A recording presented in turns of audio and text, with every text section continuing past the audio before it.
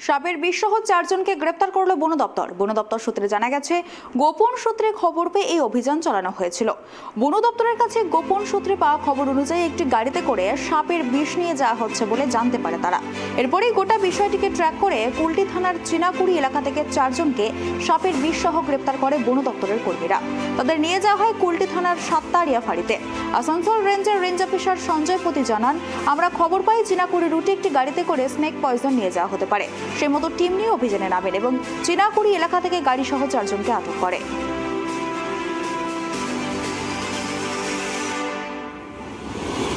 আমরা একটা খবর পাই কংসাবতীর ডিভিশনের রঘুনাথপুর রেঞ্জের রেঞ্জ অফিসার থেকে যে এরকম চিনাকুড়ি এই রুট দিয়ে একটা গাড়ি যাচ্ছে, সেটি স্নেক পয়জন ক্রিস্টালাইন ফর্মে আর লিকুইড ফর্মে পাওয়া যেতে পারে। সেই বেসিসে আমরা একটা টিম তৈরি করি। ইনফরমেশনটা বা ট্র্যাকটা করছিল WCCB লিজা প্লেস ওনাদের অফিস আছে, ওইখান থেকে ট্র্যাক করা হয়েছে। সেই ইনফরমেশনের বেসিসে আমি আসি আমার দলবল নিয়ে, এবং এখানে ওনাদেরকে কিন্তু এই গাড়ি শুদ্ধ অ্যারেস্ট করা হয়। কতজনে গ্রেপ্তার করা হয়েছে? মোট 4 জন অ্যারেস্ট করা হয়েছে। কি উদ্ধার হয়েছে?